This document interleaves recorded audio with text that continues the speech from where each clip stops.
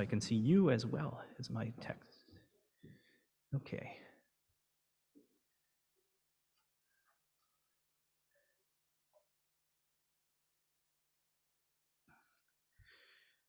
Oh, what do you do now, my blue-eyed son? Oh, what do you do now, my darling young one?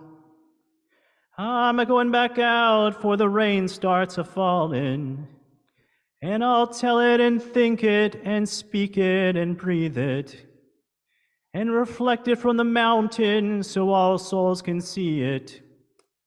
Then I'll stand on the ocean until I start sinking. But I'll know my song well before I start singing. And it's hard, it's hard, it's a hard, it's a hard, it's a hard rain a-gonna fall. These words of Bob Dylan, singer-songwriter and Nobel Poet Laureate, speak to the power of song and the redemptive movement or action. Just give me 1 second. I'm going to enlarge the print a little bit. My eyes are getting worse as the years go on. Like Dylan's young protagonist, defending all that is precious and sacred against the terror that sometimes inhabits our world, our ancestors understood the efficacy of song in embodied movement.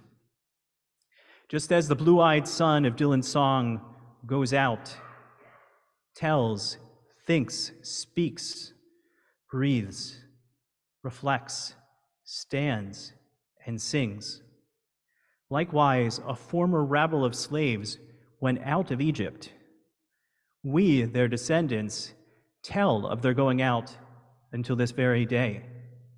We think and meditate each morning and evening of the importance of liberation, and of this moment at the Reed Sea in especial. We speak to our children and our guests on the night of the Seder, of passing over. We breathe out an exhalation of sound through the words, Ozi v'zimrat Yah.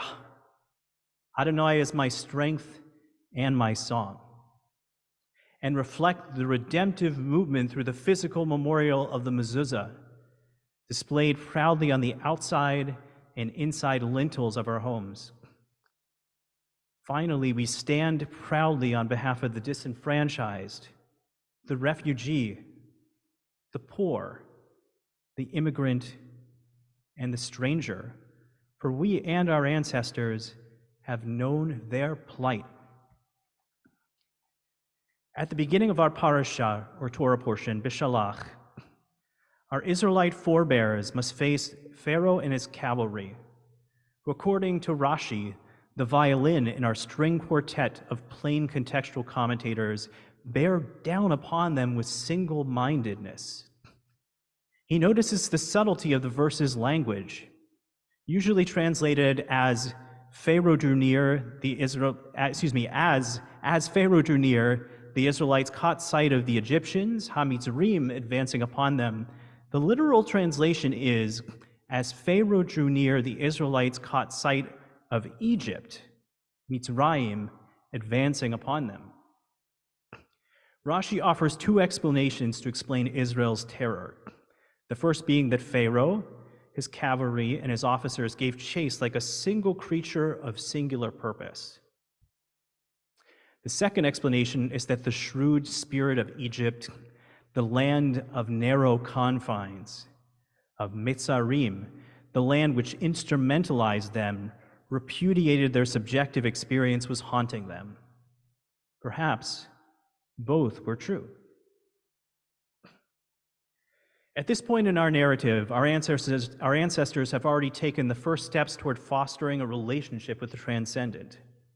Slaughtering the lamb, considered to be a major taboo by their Egyptian neighbors, and a repudiation of the trappings of Egypt. They have also requested reparations in the form of gold and silver from their former oppressors, which they place on the backs of their children, symbolizing the building of generational wealth and payment for 430 years of forced labor. However, to be truly free, To truly escape from the ghost of Egypt, they must make one more crossing, pass, or leap over once more. And so at the Reed Sea, chaos ensues in the camp. Their backs are literally against the wall of the Reed Sea. Moshe tarries, furiously intense in his prayer. The communal leaders excoriate him for bringing them away from the tyranny of Egypt, which was at least predictable. They had food on their plate. They could busy themselves with the work. True freedom in this open wilderness is terrifying for the formerly incarcerated. The chieftains argue with one another, balking at who shall enter the water first. When Moses insists that God will save them, the Holy One says to Moses, "Ma titzak elai, why are you crying out to me? Daber el bnei Israel ve'isau, speak to the children of Israel, and let them march. Ve'ata harem et matecha v'natei et yadecha, and you, as for you, lift up your rod, or lift up your hand, I don't care. Al hayam uvekehu, over the sea, and it'll split. Vayavo bnei Israel betoch hayam be'yabasha, and let the Israelites come into the midst of the sea onto dry land." According to the plain contextual meaning of the verse, prayer is not the answer. Movement is the answer. Or perhaps the movement itself is the prayer. According to an ancient oral tradition, as Moses has his epiphany, Nachshon ben Aminadav, the chieftain of Judah, leaps into the waves, and the tribe of Judah jumps in after him. First, the waters come up to their necks, then to their noses. Only after they are almost fully submerged do the waters part. Only after they commit their bodies to movement and immersion do they effect liberation for their people. But what is Nachshon's motivation?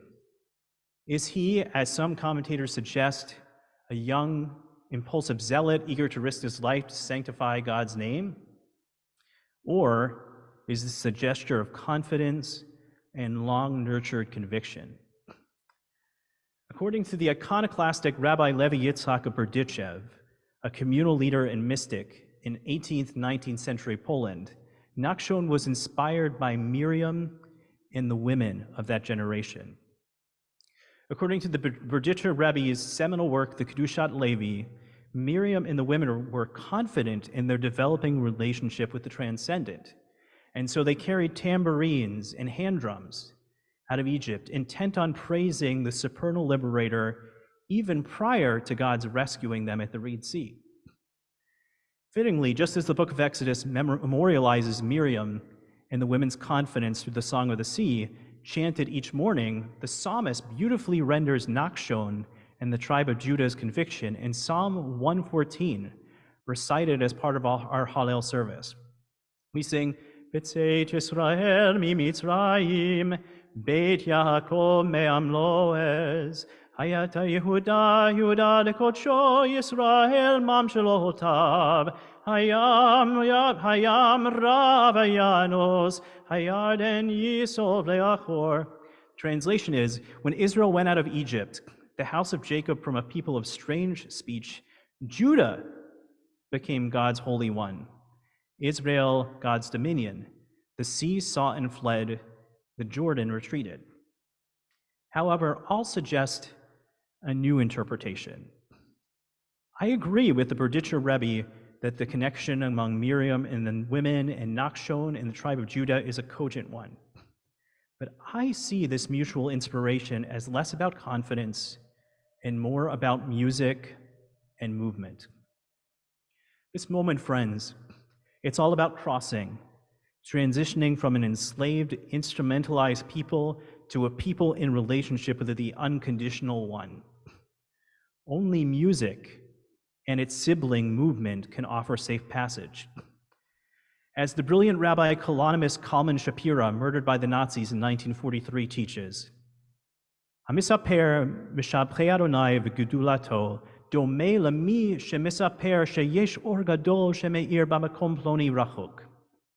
The one who praises God, the ultimate, and the ultimate's glory resembles one who recounts that there is a great light that illuminates some faraway place. But V'haomer Shirah v'shabchei ugedulato Adonai domeh lemisha mevi et haner mehatam lechacha. But the one who chants a song of praise and glory of the divine resembles one who brings that light from there to here. One who chants a song of praise and glory brings that great light from being anonymous light to a light that radiates here.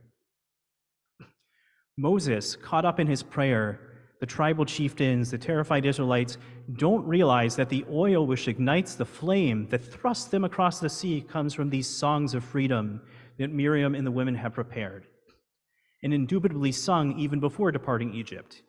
I find it unlikely that they are making music for the first time at the Reed Sea. As a cantor, and a person haunted by my own experience of calling out from Mitzrayim, the narrow place, I know and have internalized the importance of redemption songs. When I was in third grade, I was suddenly plagued by a series of very embarrassing and life-altering tics. With my mother and father, we went to see my pediatrician and many, many specialists. The diagnosis eventually turned out to be Tourette syndrome, with a healthy dose of OCD as well, neither of which was particularly well known by the mainstream medical community in 1989. We tried everything to quiet or distract my mind: medication, talk therapy, biofeedback, meditation. But what did I find to be most effective? Music and movement. Like our ancestors Miriam and Nachshon, through music, whether piano, clarinet, steel drum, or voice, I could create a sense of order out of chaos. I was able to take the tohu vavohu, the primordial mass of confusion, an allusion to ancient Near Eastern creation stories in which the earth was formed from the vanquished bodies of the monsters of chaos, and shape it into something true and beautiful with an organized form and structure. As I grew older, I became attracted to hearing live music, particularly loud music with lots of reverb, post-punk, shoegaze, new gaze, neo-psychedelic, perhaps because of the embodied feeling that comes with intense vibration. Moreover, I discovered, like the terrified children of Israel, compelled to make a crossing or return to the narrow place of anxiety and servitude, that movement, biking, running, long walks, 3 to 6 miles or so, gave me time to think, assuaged the restlessness and anxiety couched within my body. This is a secret of creators, writers, philosophers, artists. Jack Kerouac, for example, used to walk many miles each day through New York City in order to combat his feelings of depression, loneliness, and hopelessness. When I worship, as I do this morning, there's a slight change here, as I do many mornings with my keyboard and voice in tandem, I truly feel the embodiment and this dance that connects me to the transcendent. As a classical singer, I've always felt a discomfort vis-a-vis my hands, where to place them, overusing them, difficulty with stillness. When I play the keys, there is a sense of full body connection and grounding in the moment. And so back to Nachshon ben Aminadav, Miriam and the women, and the Israelites in general, facing both the physical and the metaphysical threat of Egypt at the Reed Sea. We really left them hanging.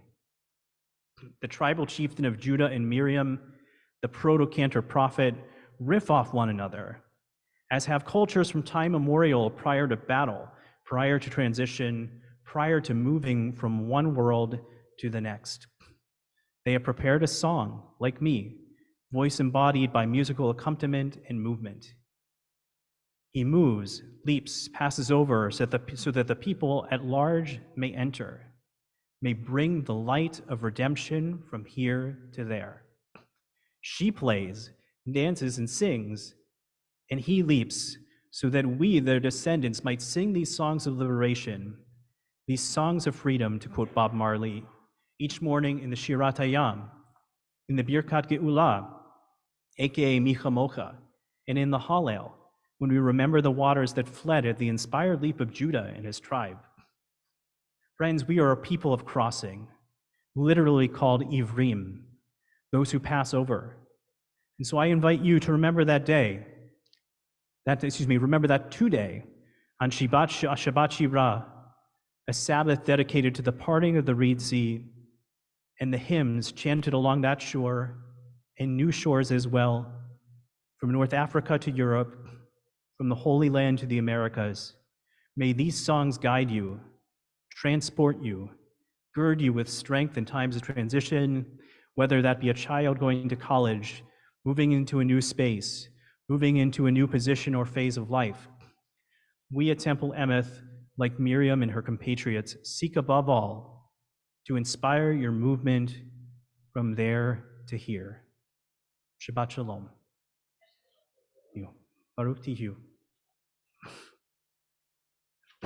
Friends, we are going to continue in just a moment with the Oseh Shalom, a prayer for peace. Give me 1 second, get myself situated here. Sorry, 1 sec.